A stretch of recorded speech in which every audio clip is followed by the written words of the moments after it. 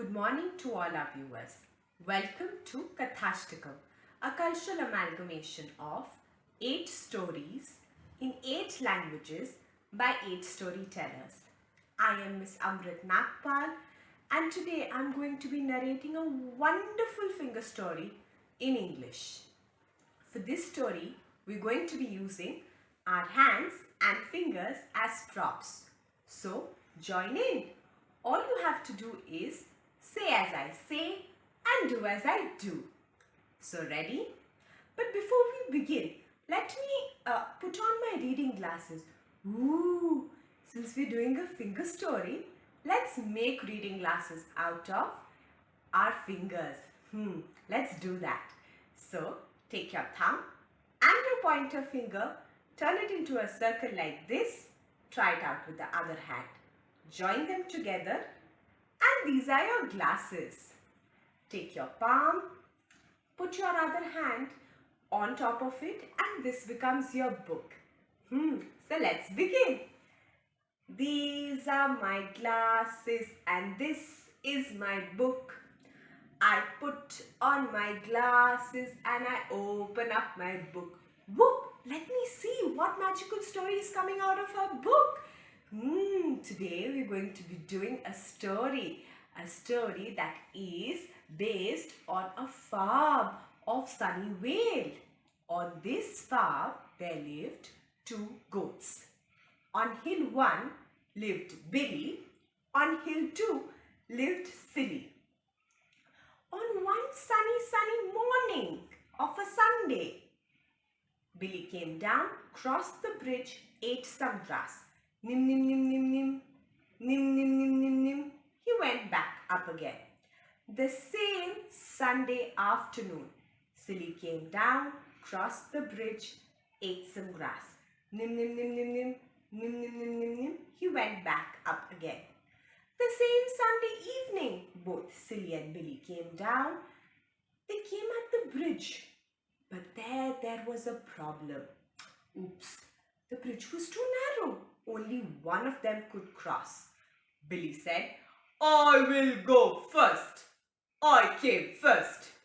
Silly said, I will go first. I came first. Billy said, I am the bravest.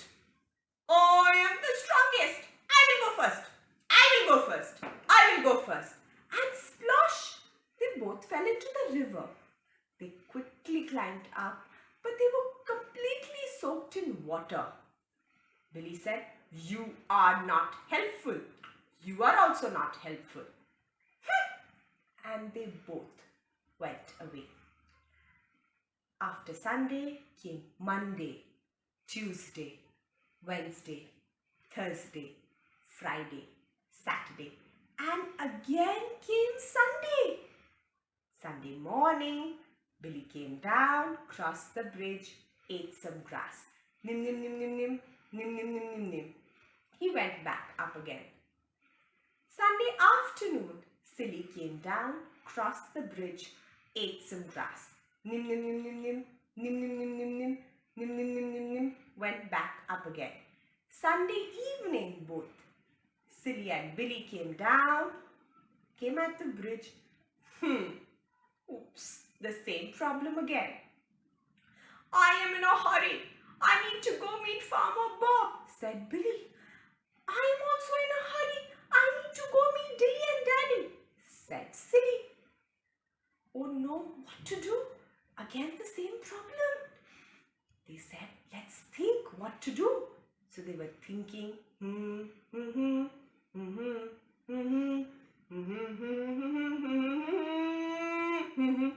Silly said, I got an idea. Let's take a deep breath and squeeze our tummies. Let's try. Okay, let's try. Let's take a deep breath. Squeezing our tummy and let's try to move. Let's push harder and squeeze and see. Yes, they could finally cross the bridge. Billy said, thank you, Silly. You are so smart and intelligent. Silly said, you are so helpful and kind and supportive, Billy. They both were in a hurry to go meet their friends. So they both went away to meet their friends. And this was the end of the story. So children, now you tell me, which goat are you? Are you the helpful one or the unhelpful one? Do some thinking at home. Until then, we wish you a happy Children's Day and a prosperous and safe Diwali. We'll see you soon with some more stories. Bye-bye.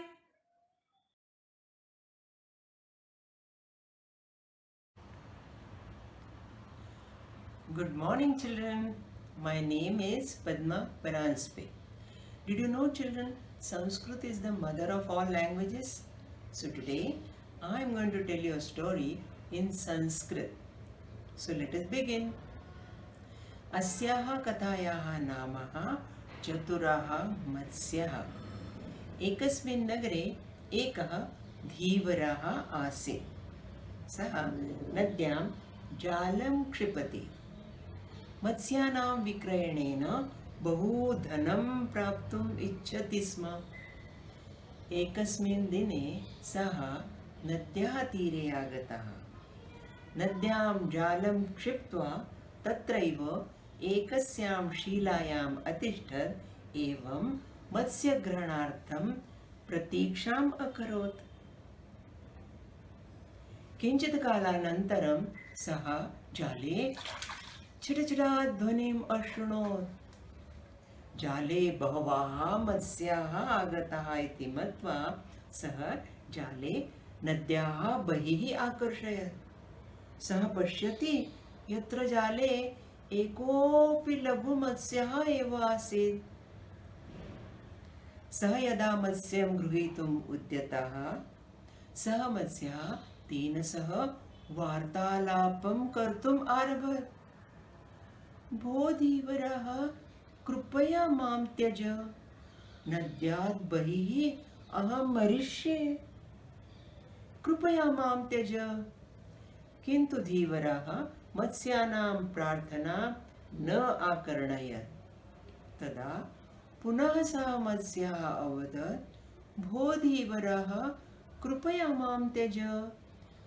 यदि त्वम् अहं त्यजसि, अहं तव उपयोगाय एकं कार्यं करोमि. नद्याः वसन्ति मम मित्राणि, तव विषये कथयामि.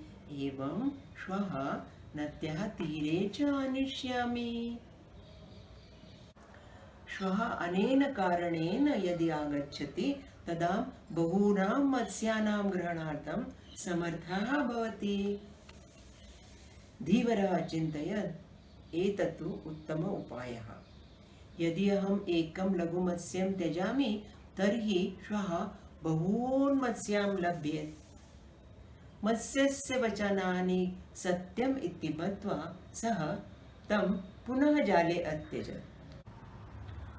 लघुमत्स्यः अतीव सन्तुष्टः अभवत्. एवम् अन्यमत्स्यान् समीपे आगच्छत्. तेभ्यः मित्रेभ्यः च अकथयत्, सत् श्वः अस्माकं गृहीतार्थम् एकः धीवरः आगमिष्यति. सावधानं मनसा तिष्ठ. नद्याः तीरे मा गच्छतु. मत्स्यस्य वचनानि सत्यानि इति मत्वा अग्रिमे दिने सः धीवरः पुनः नद्याः तीरे आगमिष्यति. सः नद्यां जालं क्षिपति. किन्तु एकोऽपि मत्स्यः न आगतः.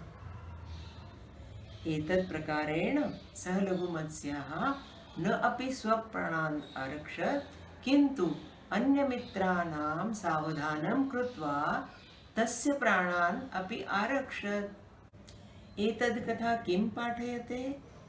बुद्धिर्यस्य बलं तस्य. यदि जीवनकाले सङ्कटकालः आगताः तर्हि बुद्धेः उपयोगं कृत्वा सङ्कटात् विमुक्तिः भवति. किं रोचितां इयं कथा वा? कृपया सन्देशं प्रेषयित्वा मां कथन्तु. धन्यवाद. Good morning, my lovely viewers. Welcome to Kathashtakam, a cultural amalgamation of stories, 8 stories in 8 different languages by 8 different storytellers. So today I am Jyoti Matange and I'll be narrating a story in Bangla language. কেমন আছো সবাই? ভালো তো? গল্প শুনতে সবাই ভালোবাসো আমি জানি। আর ছুটির সময় গল্প শুনতে আরও বেশি ভালো লাগে। মনে আছে সে রবীন্দ্রনাথের গান ছুটি নিয়ে? মেঘের কোলে রোদ এসেছে, বাদল গেছে টুটি, আহা হা হা হা, আজ আমাদের ছুটি ও ভাই, আজ আমাদের ছুটি, আহা হা হা হা। ঠিক আছে, তবে ছুটিও আছে, গল্পও আছে। আরম্ভ করি এবার, ভালো করে বসো। কলকাতার বাইরে একটা ছোট্ট জায়গায় বীরেন কুমার মুখার্জি বলে একজন ধনী ব্যবসায়ী থাকত। ওনার স্ত্রী মায়াদেবী আর 2 বাচ্চারা শম্পা আর টুবুল, এরা সবাই একটা বিশাল বাড়িতে থাকত। বীরেনবাবু কিন্তু প্রায় কলকাতায় যেতেন ওনার কাজ নিয়ে। একবার যখন উনি ওনার কাজের জন্য কলকাতায় গিয়েছিলেন, ভিড় ভাড় রাস্তায়, দোকানের বাইরে একজন ছোট্ট মেয়ে, 10, 12, 13 বছরের মেয়ে দাঁড়িয়ে কাঁদছিল। বীরেনবাবু গিয়ে জিজ্ঞেস করলেন, মা তুমি কাঁদছো কেন গো, কি হয়েছে তোমার? মেয়েটি বলল, বাবু আমি কিন্তু পথ হারিয়ে গেছি। আমার মা বাবার সঙ্গে আমি এখানে কেনাকাটা করতে এসেছিলাম, দেখুন তো ভিড়ের মধ্যে কোথায় যে হারিয়ে গেল, কত ওদের ডাকলাম, আমি বাড়ি যাব কিভাবে বলো? তখন বীরেনবাবু বলেন, তুমি কান্না বন্ধ করো, সব থেকে আগে কেঁদো না তুমি, তোমার নাম বলো, তোমার ঠিকানা বলো, আমি তোমায় বাড়ি পৌঁছে দেব, ঠিক আছে? তখন কিন্তু মেয়েটি এত ঘাবড়ে গিয়েছিল যে কোনো কিছু বলার অবস্থায় ছিল না। বীরেনবাবু ওকে নিয়ে কাছাকাছি একটা থানায় যান, সেখানে ওর একটা ছবি দিয়ে দেন আর বলেন, এই মেয়ের মা বাবাদের ওদের যদি কোনো খোঁজ পান দয়া করে আমায় একটা ফোন করে দিন। ইন্সপেক্টর বাবু বললেন, নিশ্চয়ই জানাবো, কেন জানাবো না। ব্যাস, তারপর বীরেনবাবু ওকে নিয়ে গাড়িতে করে নিজের বাড়ি নিয়ে যান। বাড়ি যাওয়ার পর মায়াদেবী তো ভীষণ খুশি মেয়েটিকে দেখে। ও মা, কি মিষ্টি মেয়ে গো, কি নাম তোমার বলো তো? তখন মেয়েটি বলে, আমার নাম পিয়ালি। বাহ, সুন্দর নাম। তারপর মায়াদেবী 2 বাচ্চাদের ডেকে বলেন যে, দেখো ওর নাম পিয়ালি, কিন্তু তোমরা কিন্তু ওকে বলবে পিয়ালি দি, ঠিক আছে? ও আমাদের সঙ্গেই থাকবে কিছুদিন। এদিকে শম্পা আর টুবুল কিন্তু এই ব্যাপারটা নিয়ে একেবারেই ভালোবাসেনি, আনন্দ হয়নি ওদের। ওরা বলাবলি করছিল, কে রে এই মেয়েটা, আর কেন আমাদের বাড়িতে এসে থাকবে এভাবে, ইস কি বিরক্ত বলতো। তখনই কিন্তু বীরেনবাবু এসে বলেন, শোনো শোনো শোনো, আমি বলছি ও আমাদের বাড়িতে থাকবে কিছুদিন, যতদিন না ওর মা বাবার কোনো খোঁজ পাওয়া যায়, ব্যাস তারপর চলে যাবে। এদিকে পিয়ালি কিন্তু মায়াদেবীকে মাসিমা বলতে আরম্ভ করলো, ওনার সঙ্গে রান্নাঘরে কিংবা অন্য কাজে অনেক সাহায্য করে দিত, কেটে কুটে দিত তরকারি। আর মায়াদেবী কিন্তু অবাক, এত ছোট মেয়ে কোথায় যে শিখলো এরম রান্না। তখন মেয়েটি বলল, আমার মা বাবা একটা মিষ্টির দোকানে কাজ করত, তখনই আমি দেখে দেখে সব শিখলাম ওখান থেকে। মায়াদেবী তো ভীষণ খুশি। এইরকম করে দিন কেটে যাচ্ছিল, আর বীরেনবাবু সব সময় মাঝে মাঝে খোঁজ নিচ্ছিলেন মেয়েটির মা বাবার। তারপর এসে গেল পুজো, দুর্গা পুজো এসে গেল, আর প্রত্যেক জায়গায়, প্রত্যেক বাড়িতে হইচই আনন্দ। সব জায়গায় বাড়ি পরিষ্কার হচ্ছে, তারপর নতুন জামা কাপড় করা হচ্ছে, মিষ্টি করা হচ্ছে। এই দেখো আমিও কিরম মিষ্টি করেছি, সন্দেশ আর এই হচ্ছে রসগোল্লা, সবাই খেতে ভালোবাসো তো, এইরকম মিষ্টি করা হয়। তারপর গ্রামের লোকরা কিন্তু একটা নতুন ব্যাপার বলতো, একটা ভীষণই অদ্ভুত ব্যাপার। ওরা বলতো যে বিজয়ার সময় আকাশের থেকে, স্বর্গের থেকে একটা সুন্দর মণিহার নেমে আসতো, আর যেই ভদ্রমহিলা কিংবা যেই লোক সারা বছর ভালো হয়ে থাকতো তার গলায় এসে পড়তো। ব্যাস, সারা বছর কেউই ভালো করে থাকে না, ঝগড়াঝাটি করে, কিন্তু যেই বিজয়া আসতো সবাই কিন্তু ভালো মানুষ হয়ে যেত। আর এবছরও বিজয়া এসে গেল। আর বিজয়ার দিন সবাই বাড়ির থেকে বাইরে বেরোতো সন্ধেবেলায় মাঠে। মাঠে কেন বেরোতো? ওই যখন মণিহার নিচে আসবে ওদের গলায় পড়বে বলে। এদিকে সম্পাটুগুলো ছাদে গিয়ে দাঁড়ালো। পিয়ালি কিন্তু এই ব্যাপারে জানতেও না।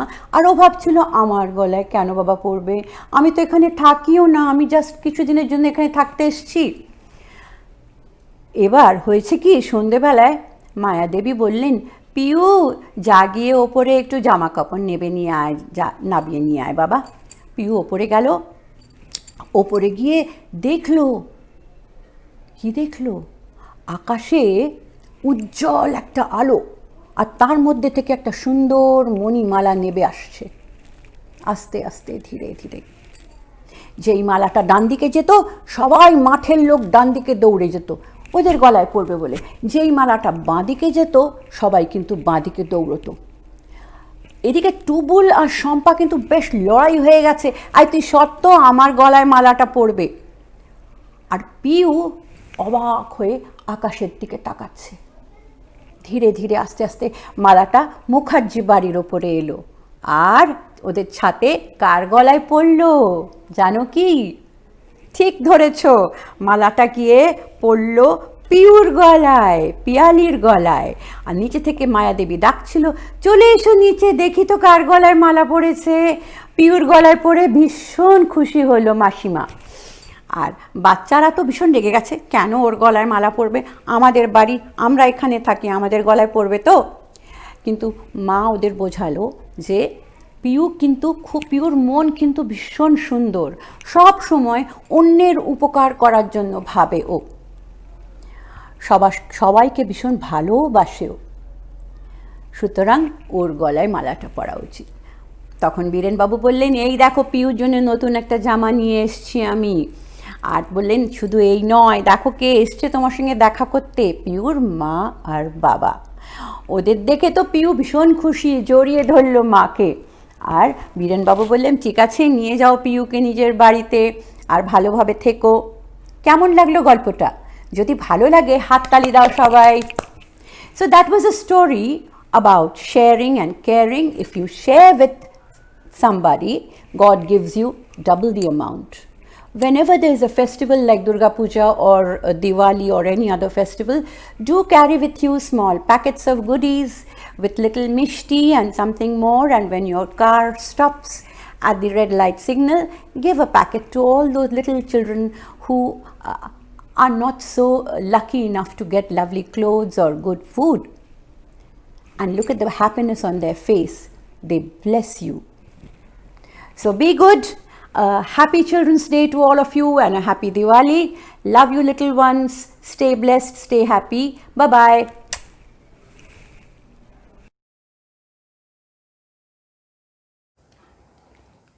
A very good morning to all our viewers. Welcome to Kathashtakam, a cultural amalgamation of 8 stories by 8 storytellers in 8 different languages. Today I will present to you a story in Kannada. This story has been written by me. Shall we begin? Shuru ಮಾಡೋಣವೇ? Ritwik ಅಣ್ಣ ಮನೆಯ ಮಾಳಿಗೆಯ ಮೇಲೆ ನೀರ್ಗುಳ್ಳೆಗಳನ್ನು ಊದುತ್ತಾ ಇದ್ದ. ಅವನ ತಂಗಿ ದಿಯಾ ಅವುಗಳನ್ನು ಹಿಡಿಯಲು ಅವನು ಬೆನ್ನು ಹತ್ತಿದ್ದಳು. ದಿಯಾ ಇನ್ನು ಪುಟ್ಟ ಹುಡುಗಿ, 5 ವರ್ಷದವಳು. ಅವಳಿಗೆ ಸರಿಯಾಗಿ ನೀರ್ಗುಳ್ಳೆಗಳನ್ನು ಊದುವುದು ಬರುತ್ತಾ ಇರಲಿಲ್ಲ. ಕೆಲವೊಮ್ಮೆ ಸುರುಳಿಯಲ್ಲಿ ಜೋರಾಗಿ ಊದು ಬಿಡುವಳು, ಕೆಲವೊಮ್ಮೆ ನಿಧಾನವಾಗಿ ಊರು ಬಿಡೋಳು, ಕೆಲವೊಮ್ಮೆ ಅಂತೂ ನೀರ್ಗುಳ್ಳೆಗಳು ಊದುವ ಸಿರಿಯಲ್ಲಿ ಸಾಬೂನಿನ ನೀರನ್ನೇ ಚೆಲ್ಲು ಬಿಡುವಳು. ಅದಕ್ಕೆ ಋತ್ವಿಕಣ್ಣ ಊದುತ್ತಾ ಇದ್ದ, ಪುಟ್ಟ ದಿಯಾ ಅವುಗಳನ್ನು ಹಿಡಿಯಲು ಪ್ರಯತ್ನ ಮಾಡುತ್ತಿದ್ದಳು. ಹೀಗೆ ಇಬ್ಬರು ಆಟದಲ್ಲಿ ಮಗ್ನರಾಗಿದ್ದರು. ಅವಳು ಇನ್ನಷ್ಟು ಬೇಕು ಅಣ್ಣ, ಬೇಗ ಬೇಗ ಮಾಡು ಅಣ್ಣ, ಜೋರಾಗಿ ಮಾಡು ಅಣ್ಣ ಅಂತ ಕೇಳ್ಕೊಳ್ತಿದ್ದಳು. ಹೊಸ ನೀರುಗುಳ್ಳೆಗಳು ಮಾಡುತ್ತಾ ಇರುವಾಗ ಇದ್ದಕ್ಕಿದ್ದಂತೆ ಖುಷಿಯಾಗಿದ್ದ ದಿಯಾ ಅಳಕ್ಕೆ ಆರಂಭಿಸಿದಳು. ಏನಾಯಿತು ಪುಟ್ಟಿ ಅಂತ ಗಾಬರಿಯಾಗಿ ಕೇಳ್ದ. ಕಣ್ಣಲ್ಲಿ ಸಾಬೂನಿನ ನೀರೇನು ಬಿತ್ತೇನು? ಇಲ್ಲ ಎಂದಳು. ಕಾಲಿನ ಬೆಟ್ಟಿಗೇನಾರು ಪೆಟ್ಟಾಯಿತು? ಇಲ್ಲ ಎಂದಳು. ಓಹೋ, ನನಗೆ ಗೊತ್ತು, ನಿನಗೆ ಹೊಟ್ಟೆ ಹಸ್ತಿರಬೇಕು ಅಲ್ವೇ, ಬಾ ಕೆಳಗೆ ಹೋಗಿ ಏನಾರು ತಿಂಡಿ ತಿನ್ನೋನ್ವೇ ಇಲ್ಲ ನಂಗೆ ಹೊಟ್ಟೆ ಹಸ್ತಿಲ್ಲ ಅಂದಳು. ಈಗ ರಿತ್ವಿಕ್ ಅಣ್ಣಂಗೆ ಸ್ವಲ್ಪ ಚಿಂತೆ ಜಾಸ್ತಿ ಆಯಿತು. ಏಕೆಂದರೆ ಅವರ ಅಮ್ಮ ಮನೆಯಲ್ಲಿ ಇರಲಿಲ್ಲ, ಅವರು ಅಂಗಡಿಗೆ ಹೋಗಿದ್ದರು. ಅವನು ಅವರ ಅಮ್ಮಂಗೆ ಆಶ್ವಾಸನೆ ಕೊಟ್ಟಿದ್ದ ಅವನು ಪುಟ್ಟ ದೇವನ್ನು ಚೆನ್ನಾಗಿ ನೋಡ್ಕೊತೇನೆ ಅಂತ ಹೇಳಿದ್ದ. ಅಷ್ಟಾದರೂ ಒಂದು 10 ವರ್ಷದ ಹುಡುಗ ಅಲ್ಲವೇ. ಆದರೆ ಈಗ ಅವನಿಗೆ ಪುಟ್ಟ ಮಕ್ಕಳನ್ನು ನೋಡ್ಕೊಳ್ಳುವುದು ಕಠಿಣದ ಕೆಲಸ ಅಂತ ಮನಸ್ಸಲ್ಲಿ ಬಂತು. ದಿಯಾ ಕೆಲವೊಮ್ಮೆ ಅಸಾಧಾರಣ ವಿಚಾರಕ್ಕೆ ಅಳುವುದು ಶುರು ಮಾಡಿಬಿಡುವಳು. ಒಂದು ಸತಿ ಏನಾಯಿತು ಗೊತ್ತೇ, ಕೆಂಪು ಕಪ್ಪಿನ ಬದಲಲ್ಲಿ ಅಮ್ಮ ಹಳದಿ ಕಪ್ಪಲ್ಲಿ ಹಾಲು ಕೊಟ್ಟು ಬಿಟ್ಟರು. ಅವಳು ಹಠ ಮಾಡಿ ನಂಗೆ ಕೆಂಪು ಕಪ್ಪೇ ಬೇಕು ಅಂತ ಹೇಳಿದಳು. ಅಮ್ಮ ಕೆಂಪು ಕಪ್ಪನ್ನು ಹುಡುಕಿ ತೊಳೆದು ಹಳದಿ ಕಪ್ಪಿಂದ ಕೆಂಪು ಕಪ್ಪಿಗೆ ಹಾಕಿ ಹಾಲು ಕೊಟ್ಟಳು. ಆಗ ಸಮಾಧಾನವಾಗಿ ಕುಡಿದಳು. ಇನ್ನೊಮ್ಮೆ 2 ಜಡೆ ಬೇಕು 2 ಜಡೆ ಬೇಕು ಅಂತ ಹೇಳಿದಳು. ಅಮ್ಮ ಬಾಚಣಿಗೆ ತಗೊಂಡು ಬಂದಾಗ ಬಾಚಣಿಗೆ ಬೇಡವೇ ಬೇಡ ಹಾಗೇ ಬಾಚು ಅಂತ ಹೇಳಿದಳು. ಅಮ್ಮ ಕೈಯಲ್ಲಿ ತಲೆ ಬಾಚಿ 2 ಜಡೆ ಹಾಕಿದ್ದಾಯಿತು. ಈಗ ಯಾಕೆ ಅರಳುತ್ತಿರ್ಬೋದು ಅಂತ ಅಣ್ಣ ವಿಚಾರ ಮಾಡಿದನು. ಆಗ ದಿಯಾ ಸಣ್ಣ ದನಿಯಲ್ಲಿ ಹೇಳಿದಳು, ಅಣ್ಣ, ನೀರುಗುಳ್ಳೆಗಳು ಒಡೆಯಬಾರದು, ಅವು ಹಾಗೇ ಇರಬೇಕು. ನನಗೆ ತುಂಬ ಬೇಜಾರಾಗುತ್ತೆ ಅವು ಒಡೆದಾಗ. ಅಯ್ಯೋ, ಇಷ್ಟಕ್ಕೆ ಕಳ್ತಾ ಇದೆಯಾ ನೀನು? ನನಗೇನೋ ಹೊಟ್ಟೆ ನೋವು ಏನೋ ಅಂತ ಚಿಂತೆಯಾಗಿತ್ತು.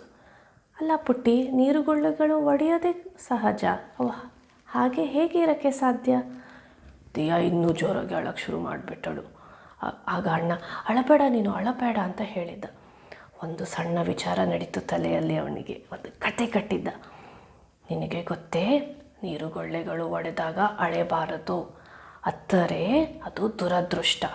ದುರದೃಷ್ಟ ಅಂದರೆ ಏನು? ನೀರುಗುಳೆಗಳು ಪುಟ್ಟ ಮಕ್ಕಳ ಹಾರೈಕೆ. ನೀರುಗುಳೆಗಳು ಒಡೆದಾಗ ಪುಟ್ಟ ಮಕ್ಕಳ ಆಸೆ ಪೂರೈಸುತ್ತವೆ ಅಂತ ಹೇಳಿದ. ನೀರುಗುಳ್ಳೆಗಳು ಆರೈಕೆ ಅಂತ ಗೊಣ್ಣೆ ಒರೆಸ್ಕೊಂಡು ದಿಯಾ ಯೋಚನೆ ಮಾಡಿದಳು. ಅಣ್ಣ ಹೇಳಿದ ಕಥೆಯನ್ನು ಅರ್ಥ ಮಾಡ್ಕೊಳ್ಳೋಕ್ಕೆ ಪ್ರಯತ್ನ ಮಾಡಿದ್ದಳು. ಓ, ಈಗ ನನಗೆ ಅರ್ಥ ಆಯಿತು ಅಂತ ಹೇಳಿದ್ದಳು. ನೀರುಗುಳ್ಳೆಗಳು ಪುಟ್ಟ ಮಕ್ಕಳ ಆಸೆಗಳು, ಅದು ಒಡೆದಾಗ ಪುಟ್ಟ ಮಕ್ಕಳ ಆಸೆ ಪೂರೈಸುತ್ತವೆ ಅಲ್ಲವೇ ಅಂತ ಹೇಳಿದಳು. ಹೌದು ಅಂತ ಹೇಳಿದ ಅಣ್ಣ. ಬಾ, ಈಗ ಇನ್ನೊಂದಿಷ್ಟು ಆಟ ಆಡೋಣ ಬಾ ಅಂತ ಕರ್ಕೊಂಡು ಹೋದ. ಇಬ್ಬರು ಮತ್ತೆ ಆಟದಲ್ಲಿ ಮಗ್ನರಾದರು. ಅಷ್ಟರಲ್ಲೇ ಅಮ್ಮ ಅಂಗಡಿಯಿಂದ ಬಂದರು. ಇಬ್ಬರು ಆಟ ಆಡುತ್ತಿರುವುದು ನೋಡಿ ಅವರಿಗೆ ತುಂಬ ಖುಷಿಯಾಯಿತು. ಅವರಿಗೆ ಸ್ವಲ್ಪ ಚಿಂತೆ ಇತ್ತು, ಏನು ಮಕ್ಕಳು ಜಗಳ ಮಾಡಿ ಅಳುತ್ತಿದ್ದರೋ ಏನೋ ಅಂತ. ಆದರೆ ಅವರು ಖುಷಿಯಾಗಿ ಆಡಿ ಅವ್ರು ನೋಡಿ ತುಂಬ ಖುಷಿಯಾಯಿತು. ದಿಯಾ ಓಡಿ ಬಂದಳು. ಅಮ್ಮ, ನಿನಗೆ ಗೊತ್ತೇ, ನೀರುಗುಳ್ಳೆಗಳು ಆರೈಕೆ, ಪುಟ್ಟ ಮಕ್ಕಳ ಆಸೆಗಳು. ಇದು ನಿನಗೆ ಯಾರು ಹೇಳಿದರು ಅಂತ ಅಮ್ಮ ಕೇಳಿದ್ದರು. ರಿತ್ವಿಕ್ ಅಣ್ಣ ಹೇಳ್ದ ನನಗೆ. ಅವನಿಗೆ ಎಲ್ಲ ಗೊತ್ತು, ಎಲ್ಲ ವಿಷಯ ತಿಳ್ಕೊಂಡಿದ್ದಾನೆ ನಮ್ಮ ಅಣ್ಣವನ್ನು ಅಮ್ಮ ನೋಡಿದರು. ಅವನು ಕಣ್ಣು ಮಿಣುಕಿಸಿ ಹೇಳಿದ, ಹೌದಮ್ಮ, ನಿನಗೆ ಗೊತ್ತಿಲ್ಲವೇ, ನೀರುಗುಳ್ಳೆಗಳು ಪುಟ್ಟ ಮಕ್ಕಳ ಆರೈಕೆ. ಅಮ್ಮ ಇಬ್ಬರನ್ನು ತಪ್ಪಿಕೊಂಡು ನಕ್ಕು ಬಿಟ್ಟಳು. ಧನ್ಯವಾದಗಳು. Thank you so much for listening to my story. Happy Diwali to all of you and happy Children's Day. Deepavali ಶುಭಾಶಯಗಳು ನಿಮಗೆಲ್ಲರಿಗೂ. Good morning to all lovely viewers. Welcome to Kathashtakam, a cultural amalgamation of 8 stories in 8 languages by 8 storytellers. I am Yogini Uttarwar and I am going to narrate a wonderful story in Marathi. तर बालमित्रांनो आणि मैत्रिणींनो, नमस्कार. बालदिनाच्या तुम्हाला खूप खूप शुभेच्छा. या कोरोनाच्या संकटाला तुम्ही धैर्याने सामोरे गेले, खरंच तुमचे मनापासून कौतुक आहे. तर गोष्टीला सुरुवात करूया. निश्चयाचा महामेरू, बहुत जनासी आधारू, अखंड स्थितीचा निर्धारू, श्रीमंत योगी, यशवंत, कीर्तिवंत, सामर्थ्यवंत, वरदवंत, पुण्यवंत, नीतिवंत, जाणता राजा. दोस्त हो, तुम्ही ओळखली असेल गोष्ट कुणाची आहे? अगदी बरोबर, आपल्या महाराष्ट्राचे आराध्य दैवत छत्रपती शिवाजी महाराज यांची ही गोष्ट आहे. गोष्टीचे नाव आहे मौल्यवान शिकवण. तर बघूयात ही मौल्यवान शिकवण कोणी कोणाला दिली आहे. हिंदवी स्वराज्याच्या स्थापन करण्याच्या प्रक्रियेत छत्रपती शिवाजी महाराजांनी अनेक लढाया केल्या, अनेक मोहिमा आखल्या, अनेक परकीय आक्रमणे चतुराईने आणि शौर्याने परतून लावली. अशाच एका मोहिमेवर असताना एका वृद्ध महिलेच्या 2 वाक्यांनी शिवाजीराजांचे डोळे खाडकन उघडले. त्या वृद्ध महिलेच्या प्रेरणेने नंतर शिवाजी महाराजांनी मोठा पराक्रम गाजवला. तर जाणून घेऊयात असे काय घडले होते. अशाच एका मोहिमेवर छत्रपती शिवाजी महाराज आणि त्यांचे शूरवीर मावळे गेले होते. मात्र अपेक्षित यश न मिळाल्यामुळे ते निराश झाले होते. 2 दिवसांनी महाराज आणि त्यांचे मावळे परत फिरले. परत येताना त्यांना वाटेत एक घनदाट जंगल लागले आणि त्या जंगलामध्ये महाराज रस्ता चुकले. घनदाट जंगलातून वाट काढताना महाराज एका वृद्ध महिलेच्या झोपडीपाशी थांबले. महाराजांजवळची अन्नधान्याची रसद संपूर्णपणे संपली होती. सकाळपासून कुणाच्याही पोटात अन्नधान्याचा कण गेला नव्हता. वृद्ध महिला गरीब होती हे महाराजांनी ओळखले.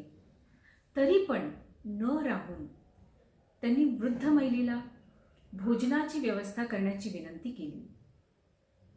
वृद्ध महिला प्रेमळ होती.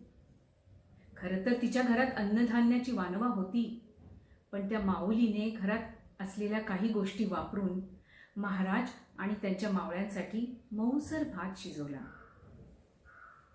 महाराजांना भूक असह्य झाली होती, त्यामुळे क्षणाचाही विलंब न लावता त्यांनी भात कालवायला सुरुवात केली. पण भात फारच गरम आणि वाफाळलेला होता, त्यामुळे महाराजांच्या बोटांना चटका बसला. महाराज हातावर फुंकर घालत चटका शांत करायचा प्रयत्न करत होते. ती वृद्ध महिला महाराजांचे हे वर्तन बघत होती. ती महाराजांना ओळखत नव्हती, पण तिने शिवाजी महाराजांबद्दल ऐकले होते, त्यामुळे ती उतरली. बालका, तुमचा चेहरा शिवाजीराजांसारखा दिसतो. तुमची बुद्धीही शिवाजीराजांसारखी दिसते आणि तुमचे वर्तनही शिवाजी महाराजांसारखी मूर्खपणाचे वाटते. हे ऐकल्यावर महाराजांना आश्चर्य वाटले की आजीबाई असं काय बोलू शकतात. न राहून महाराजांनी वृद्ध महिलेला प्रश्न विचारला. आजीबाई, शिवाजीराजा अत्यंत बुद्धिमान आहे असे मानणाऱ्या अनेक विद्वानांना आणि बुद्धिवंतांना मी ओळखतो. मग शिवाजी महाराजांचे वर्तन असे मूर्खपणाचे असे आपणास का वाटते?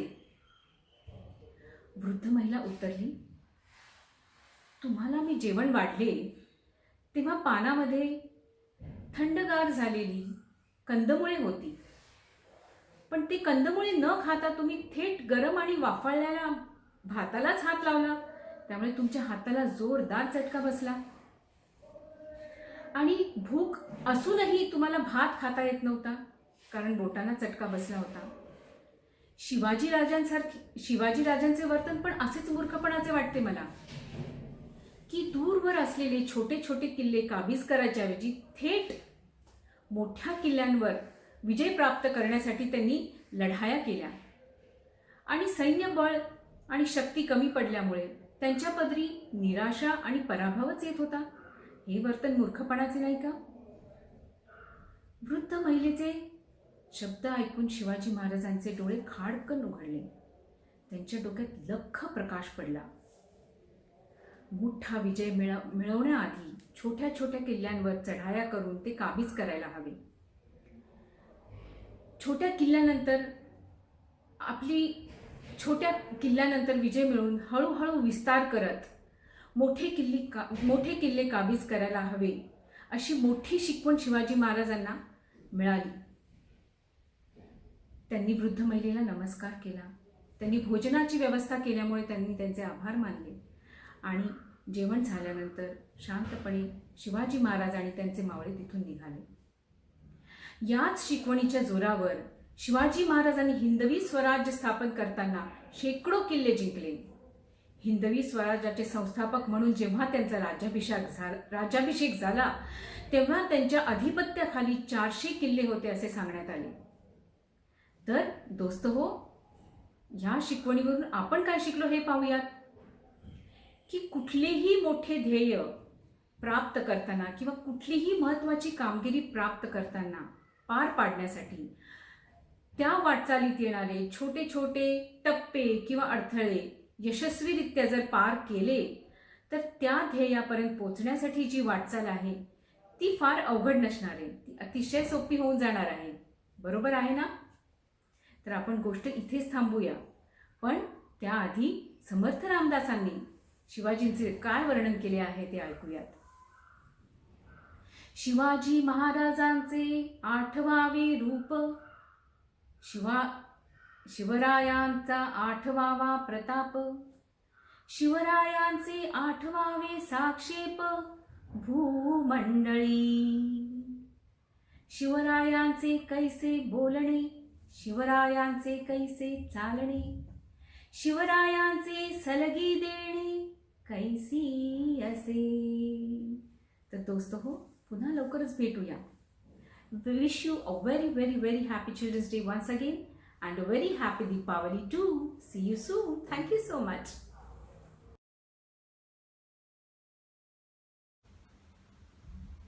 A very good morning to all our lovely viewers. Welcome to Kathashtakam, a cultural amalgamation of 8 stories in 8 languages by 8 storytellers. My name is Gauri Bhargav and I am here to narrate a story in Tamil. The story of Deepavali, Krishna and Narakasura. First, let me give the gist of the story in English and then follow it up with narration in Tamil. Narakasura was the son of Varaha and Bhumadevi. Varaha is an avatar of Lord Vishnu. Though he was born to the gods, he was demonic by nature. He ruled over Pragjyotishpur and he did a severe penance and also obtained a boon from Lord Brahma. He requested Lord Brahma that his death should occur only in the hands of his mother and no other force should be the reason for his destruction. Lord Brahma granted him the boon. Narakasura thought that no mother would be willing to kill her own son. So he considered the boon to be an immortality boon. And he used his power to torture all the people living in the earth. And he also tortured the Devtas and Rishis and threatened to destroy them. Now, none of the Devtas could fight against Narakasura because he was really very powerful. So they all seek protection from Lord Krishna. Lord Krishna agrees to help them and he, along with his wife Satyabhama, they go to wage a war against Narakasura. A fierce battle occurs between Narakasura and Lord Krishna. And at one point of time, when Narakasura attacks Krishna, Krishna pretends as though he had fainted and he falls down. Seeing this, Satyabhama is really very angry and she continues the battle against Narakasura and eventually kills him. And as soon as Narakasura dies, Krishna reminds Satyabhama that Satyabhama, you are an avatar of Bhuma Devi and you have in fact killed your own son Narakasura. But Satyabhama is not worried and she says that even though Narakasura might be my son, he did not follow the path of righteousness, so he deserves to die. So the death of Narakasura is celebrated as Deepavali. It signifies the triumph of good over evil. So I hope now you got the gist of the story in English. Now let me continue the narration in Tamil. Varaha Rupamana Vishnukum Bhumadevikum பிறந்த மகன்தான் நரகன். கடவுளுக்கு பிறந்திருந்தாலும் அவன் ஒரு கொடூரமான அசுரனா இருந்தான். அதுக்கு தான் அவனுக்கு நரகாசுரன் என்ற பெயரும் வந்தது. ஜோதிஷ்புர தலைநகரமாக கொண்டு ஆட்சி புரிந்து வந்தான். அங்க இருந்த ஜனங்களெல்லாம் ரொம்பவே கொடுமைப்படுத்தினான். அவன் கடுமையான தவம் செய்து பிரம்மர் கிட்ட இருந்து ஒரு வரத்தையும் பெற்றான். அது என்ன வரம்னா, தன் தாயின் கையில் தான் அவனுக்கு மரணம் நிகழ வேண்டும் அப்படின்னு. பிரம்மாவும் அவனுக்கு அந்த வரத்தை கொடுத்துட்டாரு. நரகாசுரன் என்ன நினைச்சானா, எந்த தாயும் தன் மகனை கொல்ல நினைக்க மாட்டால, அதனால இந்த வரத்தை வச்சுட்டு அவன் என்ன அராஜகம் வேணா பண்ணலாம் அப்படின்னு நினைச்சான். பூலோகத்துல இருந்த எல்லா ஜனங்களையும் கொடுமைப்படுத்தினா. அது மட்டும் இல்லாம தேவலோகத்துல இருந்த தேவர்கள், ரிஷிகள் எல்லாரையுமே கொடுமைப்படுத்தினான். யாராலையும் நரகாசுரனை எதிர்த்து போராட முடியல. ஏன்னா அவன் ரொம்ப பலசாலியா இருந்தான். அதனால தேவர்கள் அனைவரும் பகவான் ஸ்ரீ கிருஷ்ணரிடம் போய் உதவி கேட்கிறாங்க. கிருஷ்ணரும் தன் பக்தர்களின் குறையை தீர்ப்பதற்காக தன் மனைவி சத்யபாமாவுடன் நரகாசுரனிடம் போர் புரிய கிளம்புறார். நரகாசுரன் முதலில் தன் சேனாதிபதி முராவை அனுப்பி வைக்கிறான். கிருஷ்ணரும் முராவை வதம் செய்து விட்டார். அதனால்தான் கிருஷ்ணருக்கு முராரி என்ற பெயரும் வந்தது. அதுக்கப்புறம் கிருஷ்ணருக்கும் நரகாசுரனுக்கும் போர் நடந்தது. கிருஷ்ணர் நரகாசுரன் மீது அம்பு வீச, நரகாசுரன் கிருஷ்ணர் மீது அம்பு வீச, ஒரு கட்டத்துல நரகாசுரன் வீசிய அம்பு கிருஷ்ணர் மேல் பட்டு கிருஷ்ணர் மயங்கின மாதிரி நடிச்சாரு. இத பார்த்த சத்யபாமாக்கு ரொம்பவே கோபம் வந்தது. அதுக்கப்புறம் சத்யபாமா நரகாசுரனிடம் போரை தொடங்கினாங்க. கடைசியில நரகாசுரனை வதமும் செய்கிறாங்க. அதுக்கப்புறம் நரகாசுரன் இறந்த பிறகு கிருஷ்ணர் வந்து சத்யபாமா கிட்ட என்ன சொல்றாங்கன்னா, நீ கொன்றது உன் மகன் நரகாசுரன், நீ பூமாதேவியின் அவதாரம் அப்படின்னு நினைவுபடுத்துறாங்க. அதை கேட்ட சத்யபாமா கவலைப்படாம, என் மகனாக இருந்தாலும் அவன் தர்மத்தின் பாதையை தேர்ந்தெடுக்கவில்லை, அதனால் அவனுக்கு இந்த தண்டனை உகந்தமானது அப்படின்னு சொல்றாங்க. இதை கேட்ட தேவர்கள் அனைவரும் வானத்திலிருந்து மலர் தூவி சத்யபாமாவையும் கிருஷ்ணரையும் வாழ்த்துறாங்க.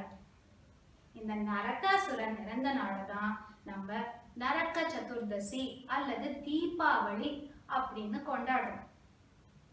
இப்போ தீபாவளினா எல்லாரும் புது துணிமணி போட்டுக்கிறது, பட்டாஸ் வெடிக்கிறது, அதுக்கப்புறம் இனிப்பு பகிர்ந்து கொள்வது, இதெல்லாம் தான் உங்களுக்கு ஞாபகம் வருது. ஆனா தீபாவளிக்கு பொருள் என்னன்னா, இருள் நீங்கி ஒளி பெருகட்டும், தமசோமா ஜோதிர்கமய அப்படின்னு சம்ஸ்கிருதத்துல கூட நம்ம சொல்றோம்.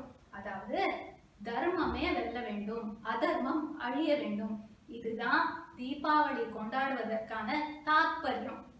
இப்போ உங்களுக்கு இந்த கதை நல்லா புரிஞ்சிருக்கும்னு நினைக்கிறேன். எல்லாரும் தீபாவளியை நல்லா கொண்டாடுங்க. Happy Deepavali to everyone and a very happy Children's Day. Thank you.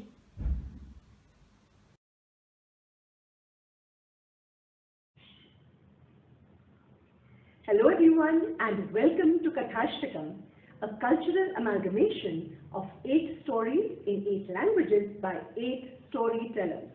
My name is Shraddha Nigvikar and I am going to present to you a story today in the language of Konkani. This language comes from Goa and the coastal area, Konkan area of India. Let's begin with a small popular folk song from Goa, originally sung and composed by Remo Fernandez. It goes something like this. Ya ya maya ya, ya ya maya ya, ya ya maya ya, ya ya maya ya, ya ya maya ya, ya ya maya ya, ya ya maya ya, ya ya maya ya. Undrama zo mama, ani hausanta tuka. Undrama zo mama, ani hausanta tuka. त्या माजोरीच्या पिलांलागी खेळ मांडू नाका, त्या माजोरीच्या पिलांलागी खेळ मांडू नाका. उंदरा मामा आयलो आणि खाटपोना लिपलो, उंदरा मामा आयलो आणि खाटपोना लिपलो, आणि माजोरीच्या पिलांचा एका घासा खायलो, आणि माजोरीच्या पिलांक ताका येता घाता खायलो. या या माया या, या या माया या, या या माया या, या या माया या, या या माया या, या या माया या, या या माया या, या या माया ya. Hulloy! That was a small excerpt of the song Ya Ya Maya Ya by Remo Fernandez. Today's story in Konkani is called बिबट्याले ठिपके. आयची काणी हांव जे तुमकां सांगचें आसा ताजें नांव आसा बिबट्याले ठिपके. आतां हो बिबटो कोण? हो पळया, एका रानात एक बिबटो रावतालो. तो एकदम मजेत रावतालो, खावन पिवन सुशेगाद रावतालो. एक दीस तो एका नदी कांठी गेलो आणि एका व्हड झाडाच्या फांदीचेर ताणून न्हिदलो आणि त्या उदकांत स्वताले प्रतिबिंब दिसले आणि तो पळोवचा लागलो. वा, हांव कितलो गमतो दिसता. मगे ठिपके कितले सुंदर आसात. म्हजे सारको दुसरो प्राणी जंगलात रानात कोणीच ना, हांव एकलोच आसा. अशें म्हण तो स्वताचे खूब शिफारस करचा लागलो आणि गालातल्या गालात मिश्रण हांसचा लागलो. तितल्यात थंय एक कोण आयलें खबर आसा? एक मगर आयलें. पळया, अशें हळू हळू मगर आयलें आणि ताका पळोवचें लागलें. आणि ते थोडे उदकांतल्यान भायर येवन ताचे जवळ आयले आणि ताका विचारचें लागले, बिबट्या, ए बिबट्या, हांसता कितें रे तूं? कितें जालें?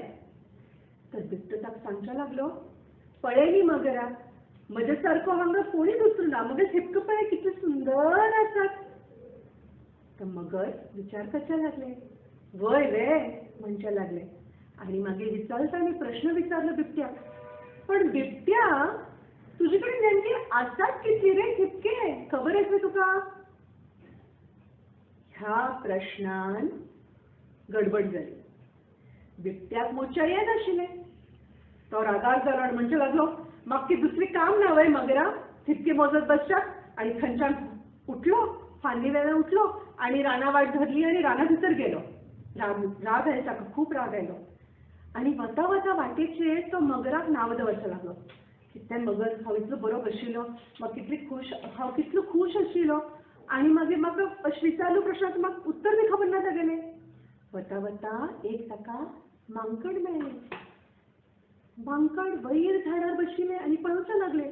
हो बिबटो वता आणि मगराक नांव दवरता म्हण ताणें हाक मारली, ए बिबट्या, कितें जालें? मगराक कितें इतली नांवां दवरता तूं? बिबटो वयर पळोवन ताका सांगचें लागलो, पुराय काणी सांगली ताणें की अशें अशें मगरान म्हाका प्रश्न विचारलो आनी म्हाका कांय खबर ना कितले ठिपके आसात म्हण मगेलें. तर मांकड सकयल उतरलें आणि ताका म्हणचे लागलें, कित्याक काळजी करता, हांगा येवन बैठ, हांव तुगेले ठिपके मोजता. आतां मांकडाक फक्त 5 पर्यंत मोजचें येतालें. चालू केलें ताणें. 1, 2, 3, 4, 5. बिबट्या पळय, तुजे कडेन न्ही 5 ठिपके आसात. खुश? बिबटो एकदम खुश जालो. हय रे, 5? थँक्यू मांकडा. अशें म्हण तो आनी वाटेर वचचा लागलो. आणि कितें म्हणचा लागलो वतर वतर, म्हजे कडेन 5, म्हजे कडेन 5, म्हजे कडेन 5 अशें म्हणटा वचचा लागलो. आनी फुडें गेले नंतर ताका एक हत्ती दिसलो. हत्ती केळी खातालो. आणि तागेले कानाचेर हे शब्द पडले, म्हजे कडेन 5, म्हजे कडेन 5 म्हण. तो विचार करचा लागलो, बिबट्या कडेन कितें आसा 5? आणि ताणें हाक मारली बिबट्याक, ए बिबट्या, कितें आसा रे तुजे कडेन 5? तर बिबटो म्हणचा लागलो, म्हजे कडेन न्ही 5 ठिपके आसात. मांकडान मोजले मगे ठिपके, म्हजे कडेन 5 आसतात. आतां हांव मगरा वचून सांगच्या शकता. तर हत्तीन कितें केलें खबर आसा? हांसपाक लागलो. 5? मांकडाक पिशी लागली की कितें? हांग यो, हांव तुगेले मोजता ठिपके. आतां हत्तीक 10 पर्यंत मोजचें येत आशिल्लें. तर ताणें चालू केलें. 1 2 3 4 5 अश करत करत 10 पर्यंत मोजून आले आणि म्हणच्या लागलो, बिबट्या तुझ्याकडे 5 नात डबल असा डबल 10 ठिपके असतात तुझ्याकडे. खुश? बिबटो आणि खुश झालो. 5 पेक्षा किती जास्त ठिपके असतात पण माझ्याकडे. आणि थँक्यू हत्ती, तू खरो मग मित्र असता अश म्हण बिबटे आणि पुढे बच्चा लागलो राहणार तिथल्यात. आणि म्हणतो शुलतो, माझ्याकडे 10 माझ्याकडे 10 माझ्याकडे 10 म्हण. तिथल्यात ताका रानात कोण मेळलो. कोण असो? कांच. एक कांचव मेळलो आणि कांचव दिसायला लागलो. बिबट्या 10 किती असत रे तुझ्याकडे म्हण. तर बिबटी सांगू लागलो, कासवा माझ्याकडे नी 5 की 10. विचार कशाला लागतो. आता पळय, म्हाका मांकडान सांगले माझ्याकडे 5 ठिपके असतात आणि हत्तीन सांगले 10 ठिपके असतात. आज पळय आज परत मग चिंतेत घालताने खरे किती 5 की 10 तू मोजून सांग पळव्या. कांचन म्हणे बरे हांव मोजून सांगता. आणि ताने चालू केले. 1 जास्ती काळो ठिपको आणि 1 कमी काळो ठिपको. हो 1 जास्ती काळो ठिपको आणि 1 कमी काळो ठिपको. अश करत करत करत आणि एकूण 1 ठिपके बिबट्या लांगावयले मोजले. आणि तो सांगच्या लागलो, बिबट्या बिबट्या तुझीकडे नी 2 प्रकारचे ठिपके असतात.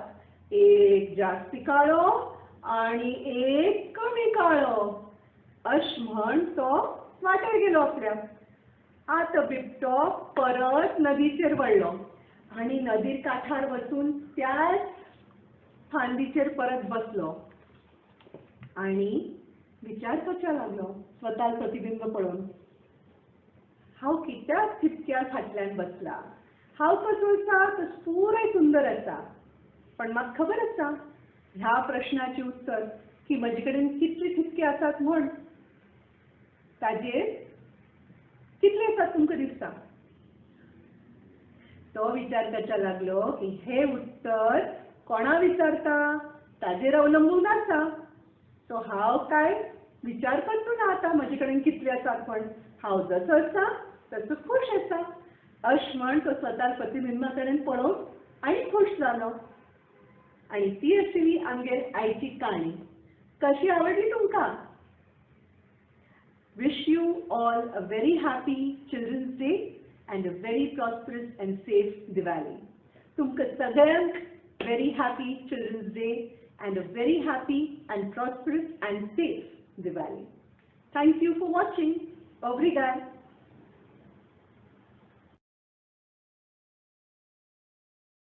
Welcome to Kathashtakam, a cultural amalgamation of 8 stories in 8 different languages by 8 amazing storytellers. Myself, Mrs. Soni Damba Dwivedi, and I am going to narrate to you a wonderful story in Hindi. Namaskar, Suprabhat. ये कहानी है गोलू की। गोलू कुब्बू सा गोल मटोल सा लड़का, पढ़ाई लिखाई में अव्वल, खेल कूद में उसे दिलचस्पी नहीं थी, लेकिन खाना और बनाना उसे बहुत पसंद था।